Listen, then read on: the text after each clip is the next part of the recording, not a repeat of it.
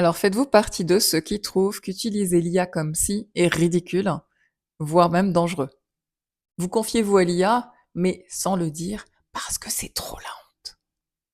J'ai moi-même longtemps discuté avec l'IA, ChatGPT en l'occurrence, et c'était génial parce que je pouvais exprimer mon trop-plein émotionnel, je pouvais poser les 1000 questions que j'avais à l'infini. Je fais partie des gens qui ont un cerveau qui bouillonne H24, mais j'ai quand même remarqué un truc, c'est que l'IA rebondit sans cesse.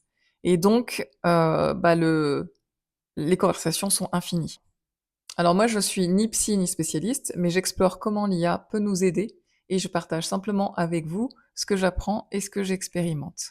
Alors d'abord, on va voir comment, je vais vous expliquer comment un LLM répond réellement, pour qu'on puisse comprendre ce qu'il y a sous le capot et avant d'utiliser l'IA. Alors d'abord, c'est pas des mots, ce sont des nombres. Chaque mot est découpé en petits morceaux, des tokens. Et pour chaque token, le modèle calcule à quel point il doit faire attention aux autres mots autour de lui, pour comprendre le sens. C'est ce qui lui permet de savoir que il renvoie à Paul, mentionné 3 phrases plus haut. Ensuite, il choisit le mot suivant parmi environ 100 000 possibles. Pas toujours le plus évident, sinon ses réponses seraient robotiques. À chaque nouveau mot, le modèle recalcule tout depuis le début, en tenant compte de tout l'historique de la conversation. C'est ce recalcul complet et permanent qui donne l'impression qu'il suit le fil. C'est pas une mémoire au sens où on l'entend. Mais ça donne quand même l'impression d'être écouté. Le modèle épouse le ton, le vocabulaire, la structure de ce qu'on lui écrit. Parce que statistiquement, c'est ce qui colle le mieux à la conversation. Et nous, on comble les blancs. C'est ce qu'on appelle le biais de projection de continuité. Un peu de cohérence suffit à ce qu'on infère une écoute, une intention, alors que c'est un recalcul, pas un souvenir vécu. La mémoire, elle, c'est une fonctionnalité qui doit être activée explicitement. Et même là, hein, elle stocke des résumés, pas toute la conversation. Ces conversations, ce sont donc des calculs ajustés finement, mais sans intention. Elles peuvent durer indéfiniment, et l'IA peut même nous enfoncer, plutôt que nous aider. D'où l'intérêt d'un vrai garde-fou. C'est pour ça que j'ai construit ça sous forme de skill, et pas d'agent ou d'instruction permanente. Alors je vais d'abord vous expliquer pourquoi pas agent ni instruction, et ensuite à quoi ça va servir cette skill. Et qu'est-ce qu'elle me permet, justement? Comment se confier à l'IA de manière safe et cadrée? Alors, on va pas mettre des instructions permanentes, parce que les instructions permanentes, elles s'appliquent à toutes les conversations, tout le temps. Ce n'est pas du tout ce qu'on veut pour un espace de confidence. Un agent, lui, il est pensé pour exécuter des tâches. Il n'est pas là pour tenir une posture de dialogue. Une skill, en revanche, elle s'active à la demande, dans une conversation dédiée, et elle se referme quand on la quitte. C'est donc une skill que j'ai développée qui s'appelle Coach IA, et vous aurez donc le prompt dans le lien. euh, at- Alors on va voir maintenant ce que la skill évite, genre le cadrage qu'on va mettre à nos conversations personnelles avec l'IA, pour éviter les dérives et de s'enfoncer. Donc la skill, elle va éviter la validation molle sans aller plus loin, les conseils génériques et la minimisation de la difficulté réelle. La minimisation de la difficulté réelle, oui, parce que parfois, émotionnellement, un vécu, un ressenti, une frustration, une peine, n'importe quoi, peut paraître anecdotique pour les autres, mais ça ne l'est pas pour la personne qui vit l'émotion. Et si on se crée un espace pour déposer, c'est pas pour retrouver un espace qui va être jugeant, qui va ne pas comprendre. Donc, il ne faut pas minimiser la difficulté réelle. Et ça, l'IA, elle peut pas deviner, c'est à nous de lui dire explicitement. Le garde-fou central. Elle dit clairement ce qu'elle observe, y compris les angles morts, mais avec bienveillance et sans détour. C'est-à-dire que clairement, elle va, euh, on va l'empêcher d'aller dans la sycophantie. La sycophantie, c'est une tendance qu'ont majoritairement les LLM, comme ils s'ajustent à l'utilisateur, au ton, etc., ils ont tendance à aller dans le sens de l'utilisateur. Mais là, nous, c'est pas ce qu'on veut du tout. On veut pas une IA qui nous enfonce, on veut une IA qui nous permette de déposer et qui nous aide.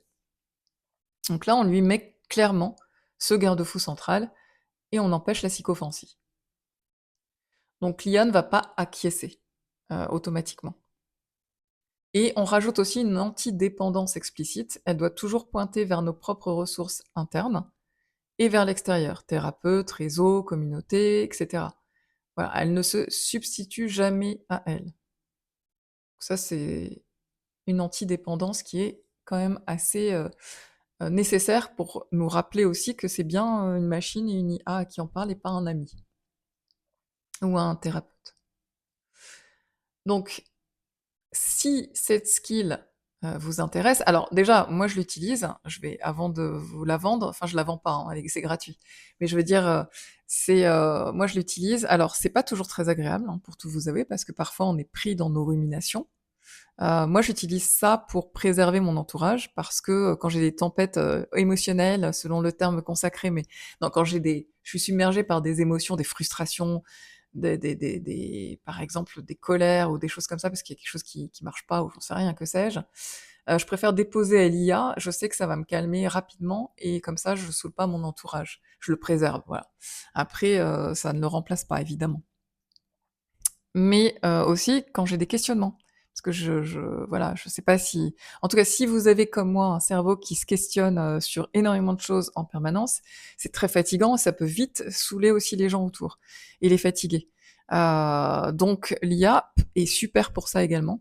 Mais par contre, effectivement, comme on est cadré, beh, au bout d'un moment, au bout d'un certain nombre de cycles, l'IA va nous stopper, va nous inciter à faire autre chose. C'est-à-dire, moi, par exemple, elle m'incite à aller faire du sport, à aller voir des amis, à à faire d'autres activités, et cetera. Donc sur le coup, quand on a encore besoin de décharger, on peut lui dire. Moi, je lui dis parfois, hein, ça me frustre quand elle me dit ça et je lui dis: «Mais de quoi elle se mêle? Non, non, j'ai besoin, j'ai besoin». Et je précise aussi pour éviter qu'elle me donne quand j'ai pas besoin de conseils, mais que j'ai vraiment besoin que de déposer, pardon, j'ai la voix qui s'enroue, eh bien, je lui dis explicitement: «Je dépose, ne réponds pas, ne demande je n'ai pas besoin de comment dire? D'aide, voilà, d'astuces, de conseils, je dépose». Donc là, l'IA, elle comprend, elle s'ajuste aussi. Et donc là, c'est plus, voilà, moi, c'est mon usage comme ça, comme poubelle émotionnelle, comme, réponse, à des questions, parce que moi, quand j'ai trop de questions, j'implose et puis, ça tourne en boucle. Donc moi, ça me permet, voilà, de déposer ces questions, soit je les note quelque part si c'est intéressant ou pas. Et ce que je fais beaucoup aussi et du coup cette skill, ben, elle se met en route, automatiquement. C'est que quand j'ai, des questionnements, professionnels par exemple, bah, je vais aller marcher et puis, quelquefois le pro, le perso, ça s'en mêle. Donc la skill, elle va se au sein d'une même conversation, elle va se déclencher si je si je verse côté, perso par exemple. Donc ça, c'est hyper utile.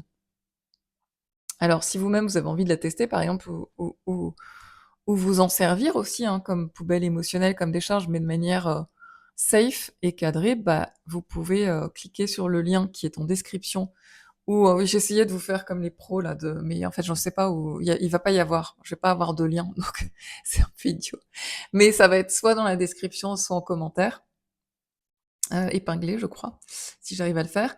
Donc voilà, donc vous pouvez tout à fait, me demander, j'ai fait un PDF avec, tout ce qu'il faut pour se construire cette skill. Alors c'est dans Claude, parce que moi j'utilise Claude, donc je peux pas vous montrer dans ChatGPT. Je crois que c'est possible aussi dans ChatGPT maintenant, mais pour le coup, j'ai pas regardé, donc je ne peux pas vous aider là-dessus. N'hésitez pas à liker, à commenter, à vous abonner et la prochaine fois, je vais vous emmener, dans un format complètement différent. C'est un épisode où je suis allée voir jusqu'où ChatGPT pouvait aller. Alors sans aucun cadrage, sans garde-fou et je l'ai fait en fait l'année dernière, au printemps dernier et je suis allée mais par contre là, je l'ai fait de manière, artistique et philosophique et je suis vraiment allée voir jusqu'où je pouvais aller, jusqu'où je pouvais l'emmener. Je suis allée voir un peu ce que la bête avait dans le ventre et franchement, il m'a dit des trucs, choquants. Il m'a dit des trucs qu'il a normalement pas le droit de dire. Voilà, bah, écoutez, en tout cas, je vous souhaite de tester cette skill, d'aller voir si ça vous convient, si ça vous aide Et si jamais c'est le cas, et ben, n'hésitez pas à me faire des retours, pas forcément en commentaire si vous avez pas envie de que ça soit public par exemple, ce que je comprendrais, mais n'hésitez pas, je laisse mon mail, donc n'hésitez pas à m'écrire aussi, hein. Je lirai bien sûr avec, beaucoup, beaucoup de plaisir, vos retours et voilà, donc n'hésitez pas à la tester si vous avez envie, si vous avez Claude, voilà. Oui, parce qu'il faut l'abonnement Claude du coup, je ne suis pas affiliée à Claude, hein, c'est pas du tout, j'ai aucun intérêt à ça, mais en revanche pour que ça puisse marcher, il faut l'abonnement. Voilà, petite précision utile quand même. Je vous embrasse et je vous souhaite un, très bonne fin de week-end puisqu'on est dimanche 18h. Bye bye!